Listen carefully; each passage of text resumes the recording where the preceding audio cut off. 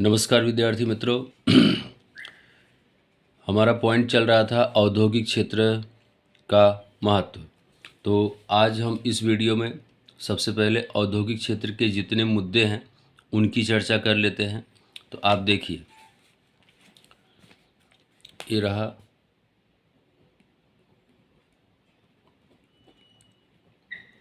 औद्योगिक क्षेत्र का महत्व। तो औद्योगिक क्षेत्र के महत्व में आप देख पा रहे हैं, सबसे पहले दिया है राष्ट्रीय आय में हिस्सा। नंबर 2 रोजगार।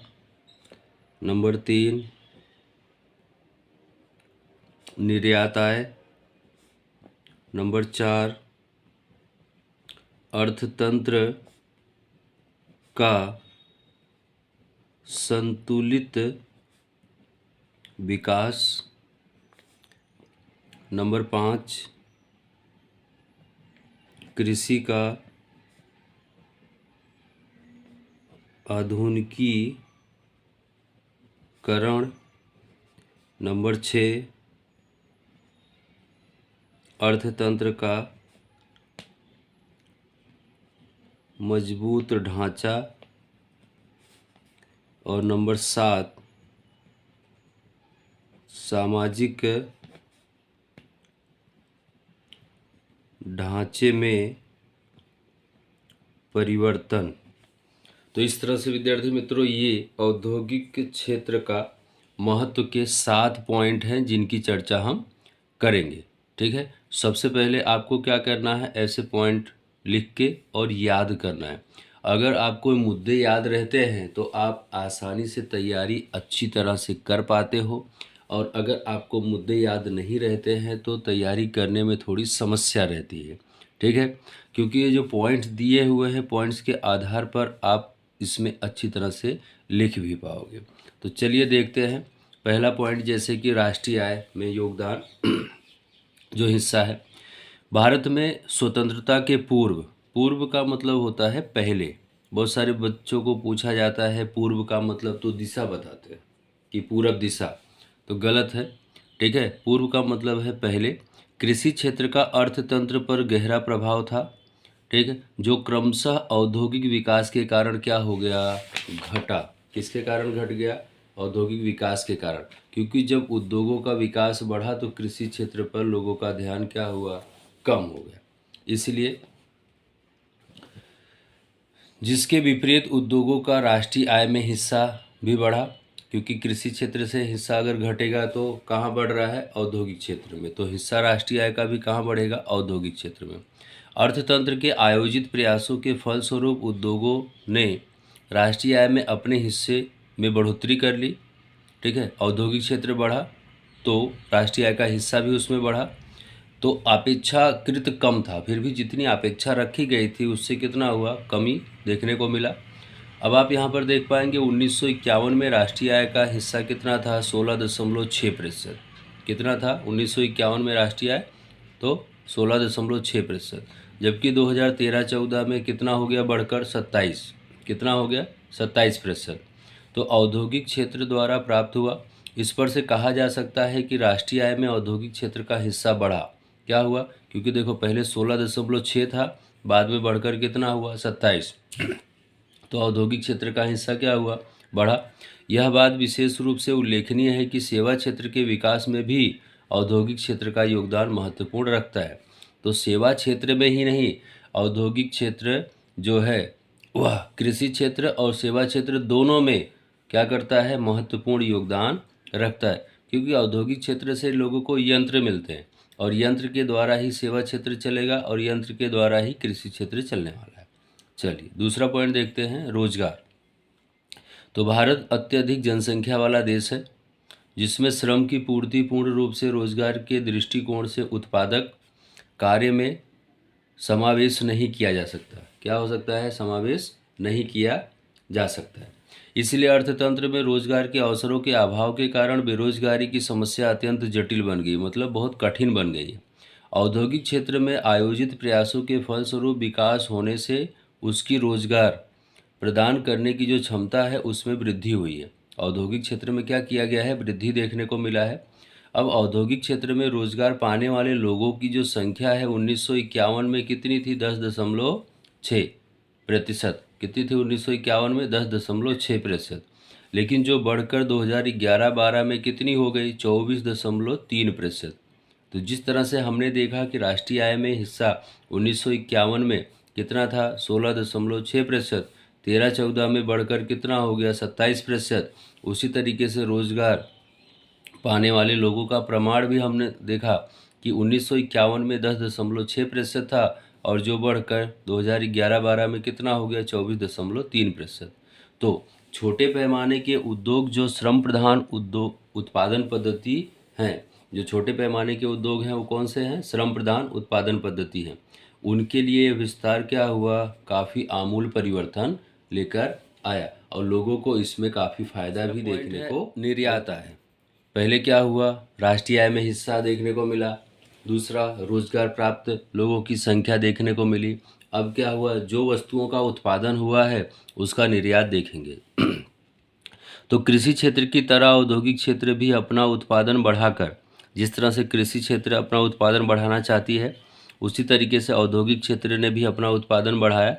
ठीक है, अर्थतंत्र में बचत योग्य शेष के निर्यात करके विदेशी पूंजी आय सर्जन कर सकते हैं। विदेशी पूंजी मतलब उत्पादन करके वस्तुओं को विदेश में भेजना, मतलब निर्यात करना। ठीक है, बहुत सारे विद्यार्थी को ये भी नहीं पता चलता है कि आयात और निर्यात क्या होता है। तो मैं एक बार फिर से बताना चाहूँगा कि किसी दूसरे देश से जब हम अपने देश में वस्तु को मंगवाते हैं, खरीदते हैं, तो उसे आयात कहते हैं। और अपने देश से जब हम किसी दूसरे देश में वस्तु को बेचते हैं अथवा भेजते हैं, विक्रय करते हैं, तो उसको निर्यात कहते हैं। तो औद्योगिक क्षेत्र के द्वारा जब हम वस्तु को क्या करेंगे, निर्यात करेंगे, दूसरे देश को बेचेंगे, तो हमें क्या मिलेगा, विदेशी पूंजी, वहाँ का पैसा मिलेगा। ठीक है, विदेशी पूंजी अर्थतंत्र में अन्य कमी वाली वस्तुओं की आयात करने में उपयोगी सिद्ध हो सकती है। जब हमारे पास पैसा होगा और हमारे देश में जिन वस्तुओं का उत्पादन नहीं हुआ होगा उन वस्तुओं को हम दूसरे देश से अपने देश में आयात करेंगे। 2013-14 में भारत मतलब देश की कुल निर्यात में 2/3 भाग औद्योगिक क्षेत्र के प्रयत्नों द्वारा प्राप्त हुआ था। और इस प्रकार देश का औद्योगिक क्षेत्र अर्थतंत्र में अनेक उत्पादन कार्य के द्वारा लोगों की आवश्यकताओं को संतुष्ट करता है। अधिक उत्पादन प्रमाण का निर्यात करके, अधिक उत्पादन प्रमाण का ज़्यादा से ज़्यादा उत्पादन करके ज़्यादा से ज़्यादा वस्तुओं को विदेश में भेजने के विदेशी पूंजी का सर्जन किया जा सकता है। परोक्ष रूप से अर्थतंत्र की अन्य वस्तुओं की आवश्यकता को भी संतुष्ट किया जा सकता है। तो विद्यार्थी मित्रों, मैं यहाँ ये शब्द फिर बताना चाहूँगा, परोक्ष। बहुत सारे बच्चों से मैं पूछता हूँ तो उनको ये नहीं पता चलता है कि प्रत्यक्ष किसे कहते हैं और परोक्ष किसे कहते हैं, क्योंकि वो ध्यान से पढ़ते ही नहीं। प्रत्यक्ष मतलब आमने सामने जो हमें दिखाई दे, परोक्ष मतलब हमारे विपरीत, जो हमें दिखाई ना दे, जो हमारे सामने ना हो। चौथा पॉइंट है अर्थतंत्र का संतुलित विकास। तो औद्योगिक क्षेत्र संतुलित आर्थिक विकास एवं तीव्र आर्थिक विकास के लिए उपयोगी है। देश का विकास होने से लोगों की कृषिजन्य मतलब प्राथमिक आय आवश्यकताओं के लिए मांग का सर्जन होगा। देश का विकास होगा तो सबसे पहले प्राथमिक आवश्यकता पूरी की जाएगी और साथ ही लोगों की आय बढ़ेगी, क्योंकि उत्पादन बढ़ेगा तो उत्पादन को पूरा करने के लिए यंत्र मानव श्रम की जरूरत पड़ेगी, लोगों को रोजगार मिलेगा और जिन लोगों को रोजगार मिलता है उनकी आय बढ़ती है। तो आय का एक भाग वो क्या करते हैं, बचत के रूप में रखते हैं। जो आय उनकी बढ़ गई, उनके खर्च के से ज़्यादा जो आय आई उसे क्या करेंगे, बचत के रूप में रखेंगे। और बचत की गई आय से वो क्या करेंगे, वैभवी चीज़ वस्तु, विलासिता वाली, मोबाइल है, गाड़ी है, बंगला है, टीवी है, फ्रिज है, एसी है, मौज शौक की या घूमना टहलना या पर्यटक स्थान पर जाना, ऐसे कार्य करते हैं जो सामान्य रूप से उद्योग द्वारा उपलब्ध करवाया जाता है। और ये संभव कहाँ होगा, उद्योग में। कृषि क्षेत्र में बहुत कम संभव देखने को मिलता है। इसके अतिरिक्त उत्पादन क्षेत्र में सरकार सार्वजनिक क्षेत्रों की स्थापना करके अल्प विकसित अथवा पिछड़े विस्तारों में रोजगार और आय का सर्जन करके अर्थतंत्र का तीव्र और संतुलित विकास करती है। जब सरकार को ऐसा लगा कि नहीं भाई उत्पादन में वृद्धि होनी चाहिए और लोगों की आय बढ़नी चाहिए, तब जो अल्प विकसित विस्तार है अथवा पिछड़ा हुआ विस्तार है वहाँ पर भी रोजगार के सर्जन, नए उद्योग, नए औद्योगिकरण, नए यंत्र के द्वारा लोगों को रोजगार दिया। कृषि क्षेत्र में तीव्र आर्थिक विकास और जमीन तथा श्रम की उत्पादकता बढ़ाने के उद्देश्य से कृषि क्षेत्र का आधुनिकीकरण किया गया।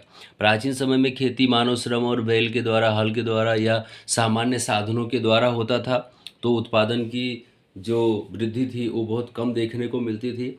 लेकिन आज के समय में आधुनिक यंत्रों के द्वारा क्या हो रहा है, नए टेक्नोलॉजी के द्वारा क्या हो रहा है, खेती की जा रही है और जिस कारण से क्या है उत्पादन बढ़ रहा है। मैं आपको यहाँ पे एक उदाहरण बताना चाहूँगा कि जैसे कि 1951 में भारत की जनसंख्या जो थी 36.10 करोड़ थी। कितनी थी? 36.10 करोड़ थी। लेकिन इस समय भारत के लोगों को दैनिक प्रतिदिन मात्र 595 ग्राम ही अनाज मिलता था। कितना मिलता था? 595 ग्राम ही अनाज मिलता था। जबकि 2011 में भारत की जनसंख्या बढ़कर 121.02 करोड़ हो गई। कितनी हो गई? 121.02 करोड़ हो गई। और 2013 में भारत के लोगों को दैनिक प्रतिदिन अनाज जो है वो 511 ग्राम मिलने लगा। तो विद्यार्थी मित्रों, आप ये अंदाज़ा लगा सकते हैं कि 1951 में भारत की जनसंख्या क्या थी? कम थी, और 2011 में बढ़कर जनसंख्या बढ़ गई। ठीक है, तो यहाँ पर ज़मीन की मात्रा ज़्यादा थी क्योंकि उस समय इतनी लोगों की आवश्यकता नहीं थी। 1951 से लेकर 2011 के समय में देश के अंदर बहुत विकास देखने को मिला है। ठीक है, कंपनी, कारखाना, उद्योग धंधा, घर, मकान इत्यादि दुकान बनाने, स्कूल, हॉस्पिटल, कॉलेज बनाने के लिए तो ज़मीन की मात्रा कम हुई, लेकिन फिर भी अनाज की मात्रा बढ़ी। क्यों? क्योंकि ये देखो नई टेक्नोलॉजी आने के कारण अब जो हरित क्रांति के घटक मैंने आपको पहले बताए, ठीक है, खाद, जंतुनाशक दवाई, यंत्रीकरण और सिंचाई के द्वारा उत्पादन में वृद्धि देखने को मिली। उसी तरीके से आप देखो यहाँ पर ट्रैक्टर है, थ्रेसर है, समरसीबल पंप है, जंतुनाशक दवाइयाँ छांटने का उपकरण, रासायनिक खाद है, जंतुनाशक दवाई इत्यादि का उपयोग करके क्या हुआ? उत्पादन में वृद्धि देखने को मिलती है। नई टेक्नोलॉजी की मदद से कृषि क्षेत्र का विकास संभव हो सका है। अगला पॉइंट है छठा, अर्थतंत्र का मजबूत ढांचा। तो देखो अर्थतंत्र के मजबूत ढांचे का सर्जन करने के लिए औद्योगिक क्षेत्र क्या है? अनिवार्य है। औद्योगिक क्षेत्र के द्वारा लोहा, सीमेंट वस्तुओं का बड़े पैमाने पर उत्पादन किया जाता है और देश के लिए सिंचाई के लिए, बांध के लिए, सड़क के लिए, पुल के लिए जैसी योजनाओं में उपयोगी होते हैं। इसके अलावा उद्योग द्वारा यातायात के साधन, बस, ट्रक, रेलवे, विमान, कार, द्विचक्रीय वाहन, ठीक है, इत्यादि उपलब्ध करवाकर अर्थतंत्र के ढांचे को क्या किया जाता है? मजबूत। ठीक है, जब तक देश के अंदर साधन नहीं होंगे एक जगह से दूसरी जगह पे आने और जाने के लिए, तब तक उस प्रदेश, उस विस्तार, उस देश का विकास नहीं होगा। क्योंकि लोग जाएंगे कैसे? लोगों को रास्ता और वाहन व्यवहार की ज़रूरत पड़ती है, तभी चीज़ वस्तु को एक स्थान से दूसरे स्थान पे लाया और ले जाया जा सकता है। इसके अतिरिक्त संरक्षण मतलब सुरक्षा, बंदूक, गोला बारूद, टैंक इत्यादि का उत्पादन भी औद्योगिक क्षेत्र द्वारा ही किया जाता है। विदेशों पर अवलंबन घटता है, मतलब कोई भी देश जब दूसरे देश पर निर्भर होता है तो उसे अवलंबन, कोई व्यक्ति दूसरे व्यक्ति पर निर्भर होता है तो उसे अवलंबन कहते हैं। ठीक है, तो जब उत्पादन अपने ही देश में होने लगेगा तो दूसरे देश पे कोई देश आश्रित रहेगा नहीं। और अर्थतंत्र लास्ट पॉइंट है सातवां, सामाजिक ढांचे में परिवर्तन।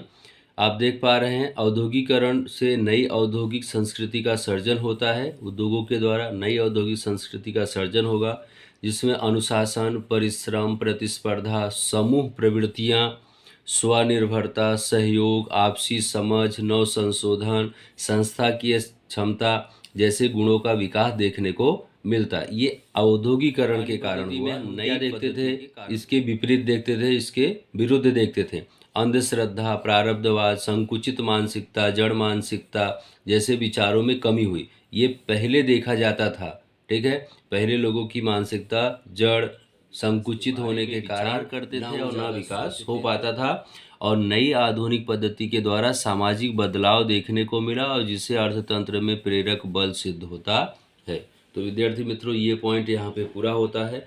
अगले वीडियो में मैं आपके लिए औद्योगिक ढांचा का पॉइंट लेकर आऊँगा। तब तक आप अगले वीडियो का इंतजार करें। धन्यवाद।